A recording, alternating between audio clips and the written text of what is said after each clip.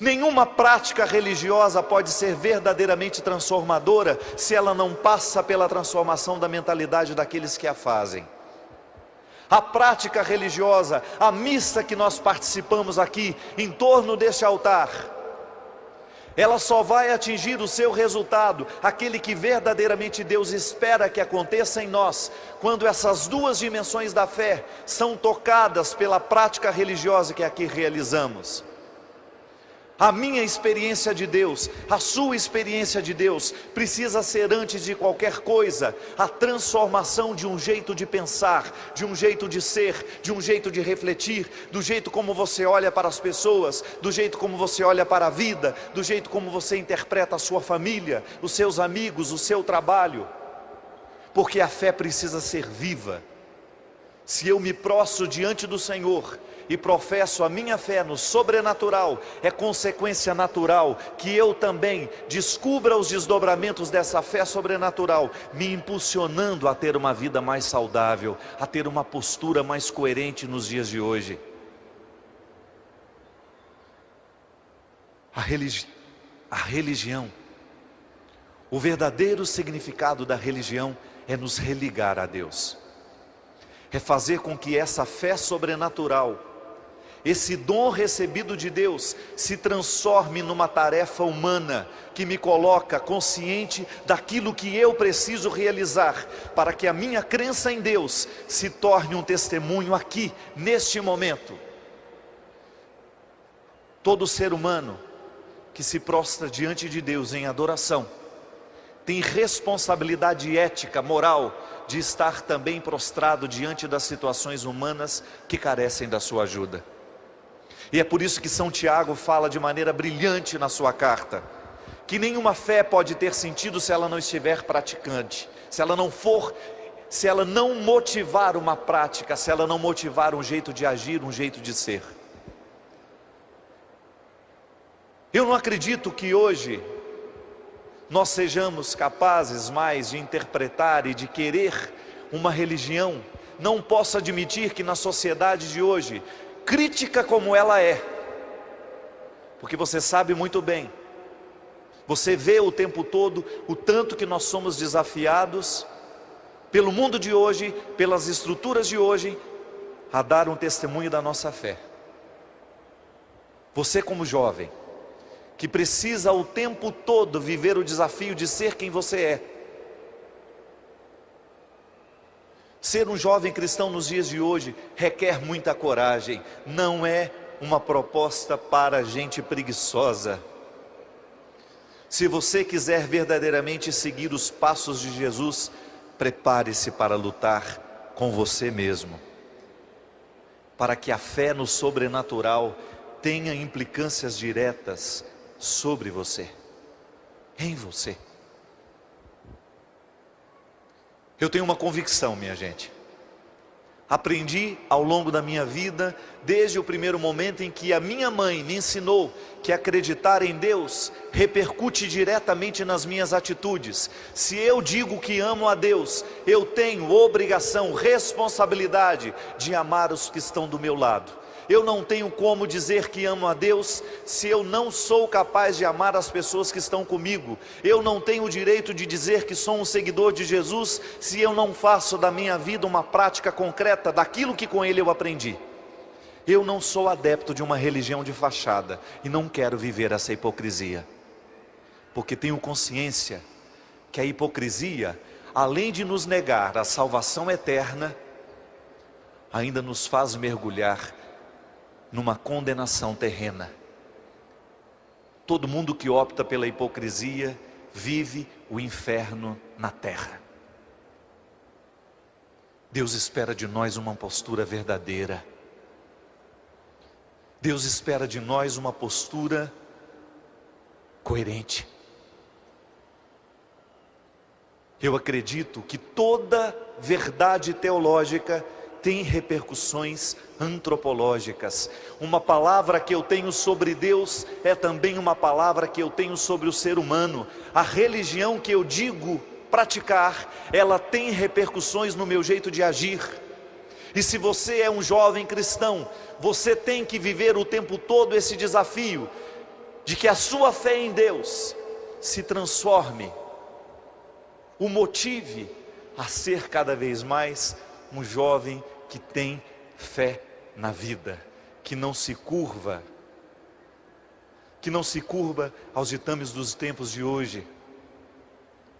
É impressionante, minha gente, como o mundo, as estruturas sociais hoje, sobretudo as que estão diretamente ligadas ao entretenimento, à cultura, à produção cultural nesse país, que é feita para a juventude, é lamentável que eles nos considerem tão de segunda grandeza.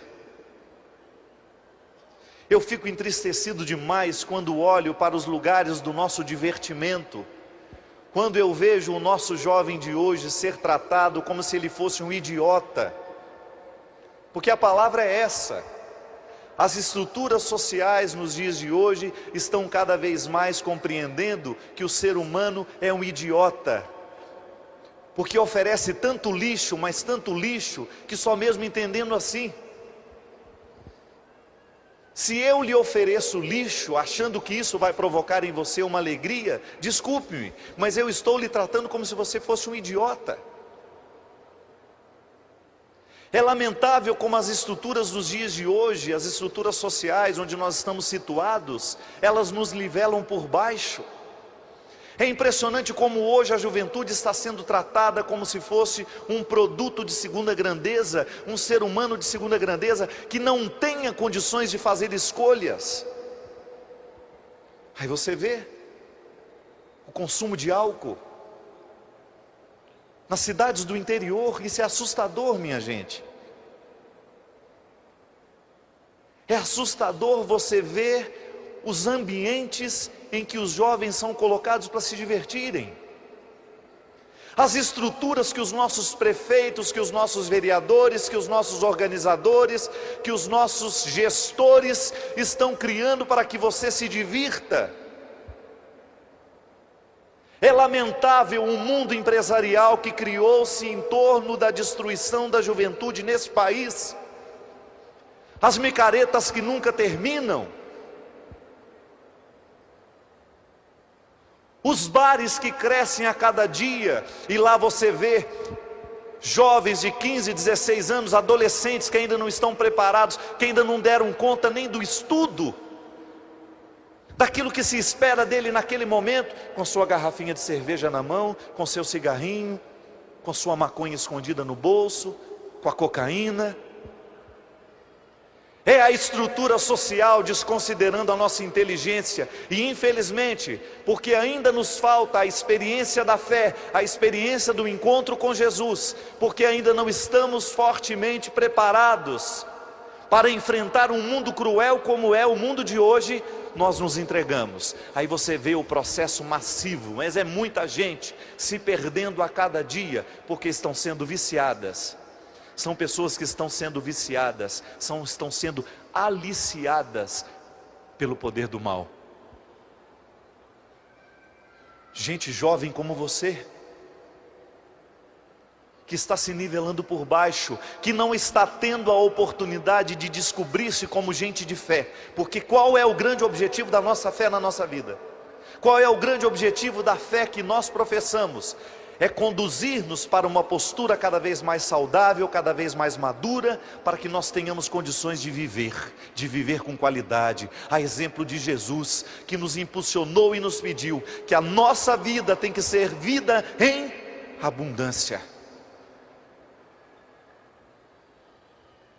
Eu fico feliz demais de ver neste lugar hoje, tendo a oportunidade de falar para tantos jovens que nos acompanham hoje pelo Brasil afora, na oportunidade que temos de sediar a Jornada Mundial da Juventude, em fazermos essa mobilização de jovens pelo Brasil inteiro, porque nós queremos que esse evento que vai acontecer aqui em 2013, possa verdadeiramente trazer um questionamento muito mais amplo do que nós estamos querendo aqui hoje.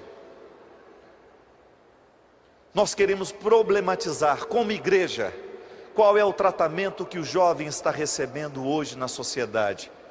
Como é que esse jovem está sendo encarado? E nós, como igreja, precisamos profeticamente nos posicionar. Nós não aceitamos que você receba uma cultura que venha te idiotizar, porque nós somos pregadores de um evangelho que não admite a idiotização.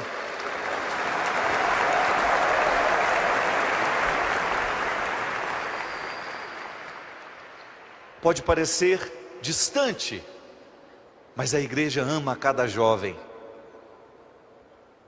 E a nossa missão passa em demonstrar concretamente o amor que nós temos por você.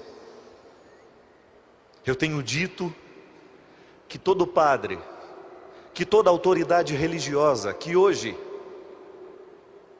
negligencia na sua pregação a oportunidade de falar contra esse pecado social que é cometido todos os dias, que nós padres, que nós bispos, que nós igreja, que toda vez que nós negligenciamos a oportunidade de falar mal, de pregar contra a disseminação do álcool, a socialização das drogas, nós estamos pecando terrivelmente contra o evangelho.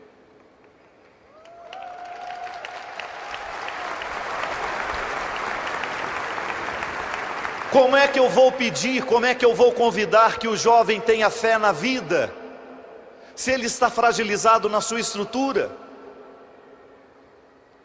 Como é que nós vamos pregar um resultado se a gente não ensinou o caminho? Mas ensinar o caminho significa também tentar interferir no processo que gera esse jovem tão fracassado nos dias de hoje. Porque, minha gente, nada pode ser mais cruel do que você retirar de um ser humano a capacidade de escolher. Talvez seja o pior crime moral que nós podemos cometer contra uma pessoa, é retirar dela a capacidade dela escolher o seu futuro da melhor forma. E a droga não faz outra coisa senão minar a nossa capacidade de escolher. E quando eu digo que a estrutura nos idiotiza, eu estou falando justamente disso. Porque onde não existe capacidade de escolha, ali aquele ser humano já está condenado. Ele morre antes da hora, ele morre antes do tempo. E antes de morrer no corpo, morre nas esperanças, morre nos sonhos. Morre na capacidade de acreditar em si mesmo. Minha gente, aqui está a dimensão natural da fé. É tão interessante a gente refletir isso. Acreditar em Deus me dá o direito de acreditar em mim, por uma razão muito simples. A fé que eu professo modifica o meu jeito de ser. E quando eu sou modificado, quando eu sou radicalmente transformado pelo Senhor, eu me transformo numa pessoa melhor. E por isso eu tenho o direito de acreditar em mim, apesar de todas as minhas fraquezas. A fé na vida, ela acontece dentro de nós quando nós somos capazes de acreditar em nós. Quando você se declara, eu sou um território onde quem manda aqui é Deus. Apesar de estar situado em contextos tão diabólicos, já me explico. No grego essa palavra diabolos é aquilo que separa, é aquilo que corta, é aquilo que divide, é aquilo que impede a continuidade, o laço. E nós estamos o tempo todo desafiados a ficar num contexto onde as pessoas não acreditam que você possa dizer não ao que te destrói. A prostituição socializada, nós não podemos mais ignorar isso. Meninas de 12, 13, 14 anos, perdendo tão precocemente o sonho. Por quê? Porque as nossas famílias, os nossos pais, estão negligenciando a autoridade de olhar nos olhos desses filhos e dizer: aqui na minha casa quem manda sou eu. Você pode até mandar um dia na sua, mas enquanto você estiver debaixo deste teto, você é meu filho e terá que obedecer o que nós determinarmos.